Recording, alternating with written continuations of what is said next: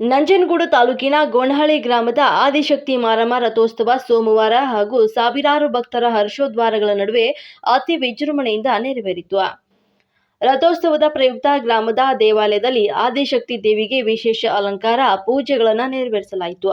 ಆದಿಶಕ್ತಿಯ ಉತ್ಸವ ಮೂರ್ತಿಯನ್ನು ರಥದಲ್ಲಿರಿಸಿ ಗ್ರಾಮದ ಪ್ರಮುಖ ಬೀದಿಗಳಲ್ಲಿ ರಥೋತ್ಸವವನ್ನು ನಡೆಸಲಾಯಿತು. ರಸ್ತೆಯ ಇಕ್ಕೆಲೆಗಳಲ್ಲಿ ನೆರೆದಿದ್ದ ಭಕ್ತರು ದೇವಿಗೆ ಹಣ್ಣು ದವನ ಅರ್ಪಿಸಿ ಪೂಜೆ ನೀಡಿ ತಮ್ಮ ಕೋರಿಕೆಗಳನ್ನು ಈಡೇರಿಸುವಂತೆ ಪ್ರಾರ್ಥನೆ ಕೂಡ ಸಲ್ಲಿಸಿದ್ರು. ಮಂಡ್ಯ, ಮೈಸೂರು, ಚಾಮರಾಜನಗರ ಜಿಲ್ಲೆಗಳಿಂದ ಆಗಮಿಸಿದಂತ ಸಾವಿರಾರು ಸಂಖ್ಯೆಯ ಭಕ್ತರು ಭಕ್ತಿಯ ಭಾವದಿಂದ ಹರ್ಷೋದ್ಗಾರ ಮಾಡುತ್ತಾ ರಥವನ್ನ ಎಳೆದರು. ದೇವಾಲಯದ ಆವರಣದಲ್ಲಿ ನಗರಲೆ ಗ್ರಾಮದ ಆದಿಶಕ್ತಿ ಭಕ್ತಿ ಮಂಡಳಿಯವರು ಭಕ್ತರಿಗೆ ಪ್ರಸಾದ ವ್ಯವಸ್ಥೆ ಕೂಡ ಕಲ್ಪಿಸಿದ್ರು. ಡಿವೈಎಸ್ಪಿ ರಘು ನೇತೃತ್ವದಲ್ಲಿ ಸೂಕ್ತ ಪೊಲೀಸ್ ಬಂದೋಬಸ್ತ್ ಕೂಡ ಏರ್ಪಡಿಸಲಾಗಿತ್ತು.